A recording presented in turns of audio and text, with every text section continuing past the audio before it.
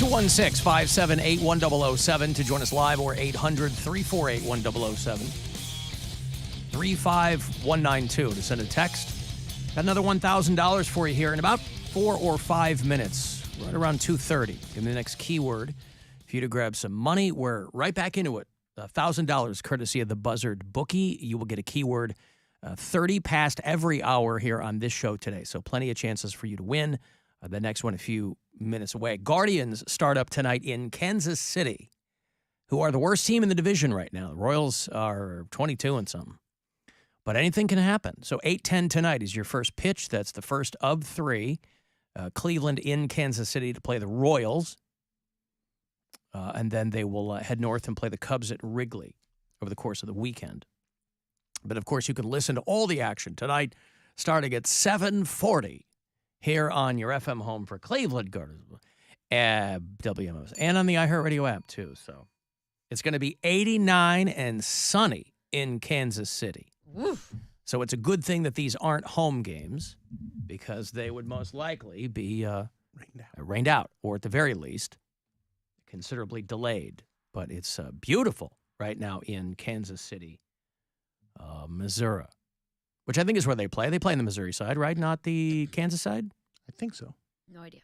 That's a Missouri team. I have friends who are they live in St. Louis and they're fans of that team. Yeah, I think which that is it's Missouri. Oh, you mean as opposed to the Cardinals? They're not Cardinals. Why aren't they Cardinals fans? I don't know. Huh. I can text her. Yeah. Why don't you like the Cardinals? Why? Who do you think you are? I don't live in this state. I don't really care, Who the hell, in the name of Brett Saberhagen, who the hell do you think you are? I guess I never think about Missouri having 2 baseball teams, but they do. They've got the Royals and the Cardinals. When I was on in St. Louis many years ago, I had to do a lot of Cardinals stuff. And so my first question is always, what are the nicknames, right? I still don't know that the Guardians have a nickname. I hear people calling them the Guards, but I don't know that that's ever taken off. I hear guards and guardies, yeah. Guardies? Mm-hmm. Well, I've never heard that. It doesn't have the same... Really plugged in the way I am. I guess I'm not. It doesn't have the same zhuzh like Tribe did for the Indians. Not at all. But when I was in... us Guardy boys are... Guardy boys. Now that I like, the Guardy boys. It's the big fans. Yeah. And we call ourselves Guardy boys. The Guardy boys. No, when I was on in St. Louis, you had the Birds are in town tonight. Birds or red birds. Call them anything but Cardinals, right? Can I say Cardinals? Don't, you'll sound like from out of town. I am from out of town. Anyway, Royals. Guardians tonight on MMS. The College World Series ended last night, deciding Game 3 in Omaha, Nebraska. The LSU Tigers obliterated the Florida Gators. 18-4 was the final. Imagine that. You get all the way to the Men's College World Series. All the way. You've beaten every other team you played to get to that point, and then you score 4 runs. 14 unanswered runs by the other team. There it is.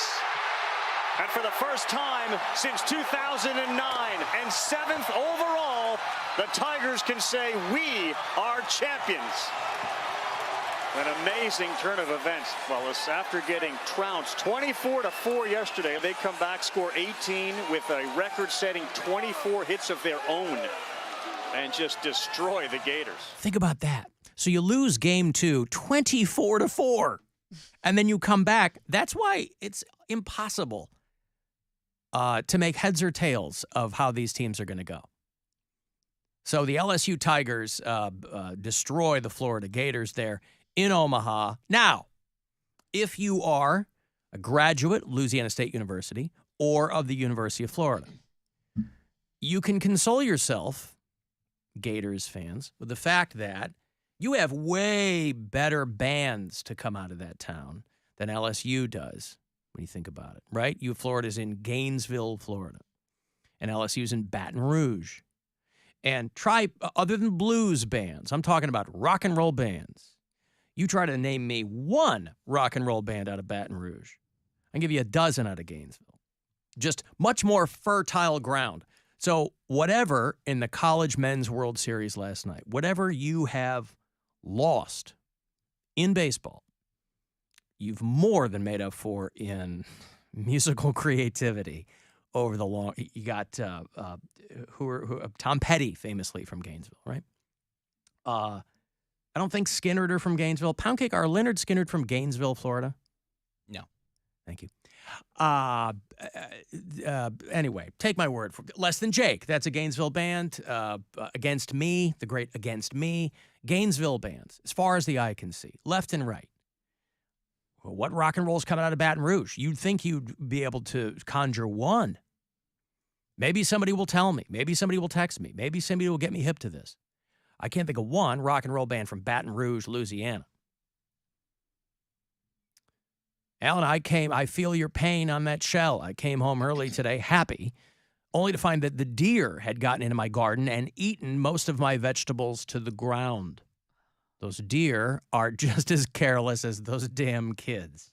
I'm heated, and I don't even have anyone to yell at. Well, listen, allow me to be your sounding board. That's fine. Right there with you today. These damn deer, they just want everything handed to them.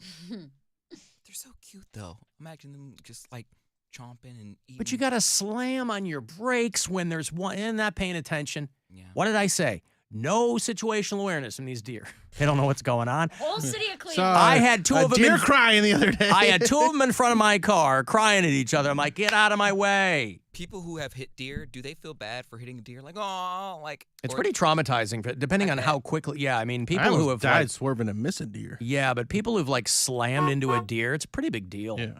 I mean, you're hitting an animal. You're Right. killing an animal. That's no good. I mean, even if they're, running roughshod through your snap peas and your cabbage and your lettuce beds.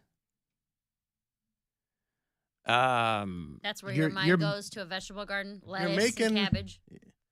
Yeah, but if I don't know what this guy's growing. If you got that kind of garden, I mean, what do you think? Like animals treat that like a Smorgasbord. pantry. Yeah, they're like, oh, well, that's why it's like this is convenient. We've got a lot of different things growing in the garden, and so it's difficult to figure out. I rescued that bird last week. That got caught up in the netting around our raspberry bushes.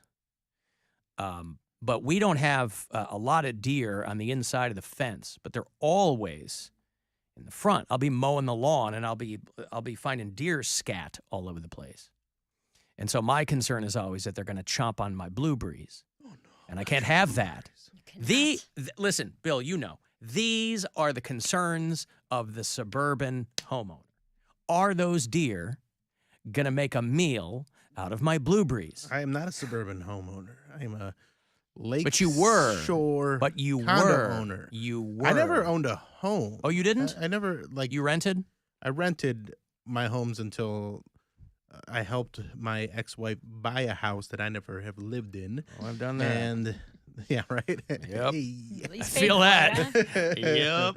Yeah, it's like I just wanted my kids to have a roof over their head. Well, you can never be faulted for that. And then bought the condo. Alan, maybe if someone is feeding them more apple cores, they wouldn't be eating so much from people's gardens. So makes a good point I'm there. trying to say. Now, I did get a lot of calls about that and a lot of messages about the whole tossing apple cores out there. It's Johnny Appleton, Big Apple Company. I'd like to put out a message for Bill and Mary. Cease and desist on throwing the apples out of the car. It's making the squirrels go crazy. And plus, my kids need shoes. And it's the only way I make a living. Just leave the apple seed planting to us. Thank you. It's Johnny Appleton, Big Apple Company. Oh, there you go. You've heard it from Didn't sound Johnny official. Appleton from the Big Apple Company. No, I'm gonna eat more apples and throw more apple cores just to bring down this Big Apple. Yeah, we Wow. can't be All right. supporting Big Apple. Big business. Apple. Yeah. Here's a question talking about being a suburban human. I wonder how many people out there haven't mowed a lawn before. I know Mary has. I know I have. Alan, I assume, has. I mow my lawn with some regularity. But Has if Poundcake ever mowed a lawn? Yes, I have. Okay. But there's He because grew up with a single mom, so anyone who has boys, those boys are going to be mowing the lawn. I complained the whole time. I was like, we course. should get a riding mower, blah, blah, blah. And we had like not even an acre of smallest yeah. So you didn't want to get any exercise whatsoever. You wanted to sit on your ass and mow the lawn. I was a teenage boy that complained. Was it a big yard? No. Well, then you're not going to have a riding mower. But I was just saying, I was like, wow, I got to push this, blah, blah, blah. I didn't want to do the dishes. I didn't want to clean. Like, I didn't want to do chores. I get you. Right, but you didn't ever want to, like, help your single mom? I didn't see it that way. It was just my mom. Right, but she's single and needs help. Yes, but... Did your brother help do those things? Yeah, but we complained. You know, my older siblings, I don't have those. My siblings still bust my balls to this day because I was such a helpful son. Now, I'm the oldest of 4. And that's what they, and I go, guys, I just don't like messy stuff. We were at my, when I went home a couple of weeks ago for the mass for my dad's death anniversary, or whatever you call it. Anniversary? Death anniversary, thank you. Memorial mass. And so we're all at my brother's house after, and my sister, who's considerably younger than all of us, right? I was 17 when she was born. And so they're like, oh, and we're all sitting around having drinks, whatever. We're laughing. It's all good-natured.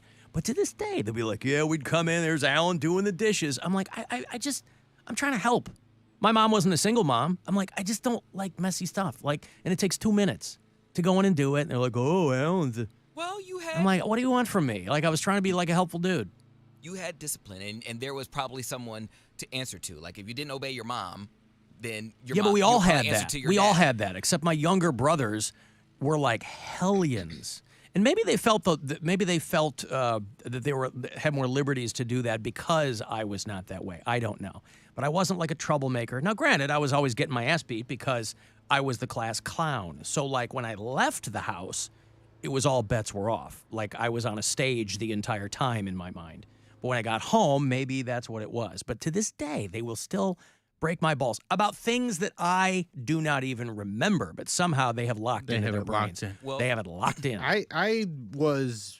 We had to do stuff because my dad was a yeller, so I was just trying to keep him from yelling. An old yeller? Yeah, sure. Took him out back. Yeah, but like, so mowing the lawn, and, you know, I've talked about some of the other weird chores that I had. Killing the raccoons. Killing the raccoons, not killing the raccoons, burying the dead raccoons. That's what that it was. he would kill them and be like, go bury them. Mm-hmm. He's like, I don't got time to dig holes. I kill them, you dig the holes. Yeah. So I would bury raccoons or whatever varmint that were around. And then, there are a lot of taking the varmints dumpster out out, there. using the bobcat, like all these different things. Yeah. And it just made me. It's the reason I live in a condo now where I don't have to do anything, because I'm like, I had to do. It was like a ranch hand, basically. See, we were growing up. Mm-hmm. We respected our mother. Like, You did not. we I did- got to give people $1,000 here. It's a shot to get some money from the Buzzard bookie. Good luck. This is your chance to bet with the Buzzard bookie and win $1,000 now. Enter this nationwide keyword at WMMS.com. Money. That's money. Enter it now at WMMS.com. What do you mean you respected your mother? We All respected- evident, all of your anecdotes to the contrary. We didn't disrespect our mother to her face, but we just wouldn't clean. Like, we weren't helpful. Like, we did. So that's not respecting your mom. But when she would say, "Oh, y'all don't do nothing," I was like, you know, Shanice's son down the street who's addicted to crack. That's not us. You know, we're not. But that's not respecting your mom. That's doing what you do to this day, which is making nonstop excuses for everything you want to do. I don't think that's. I know you don't, but that's what I'm not hearing the respect for your mom part. We respected her. We weren't like No. cussing You her were out or worried she was. fighting her. You were worried she was going to beat your ass. That's different. But that's what I was saying. The difference between you and me is you had someone to answer to. Like, if you didn't do what your mom said, your dad would follow up.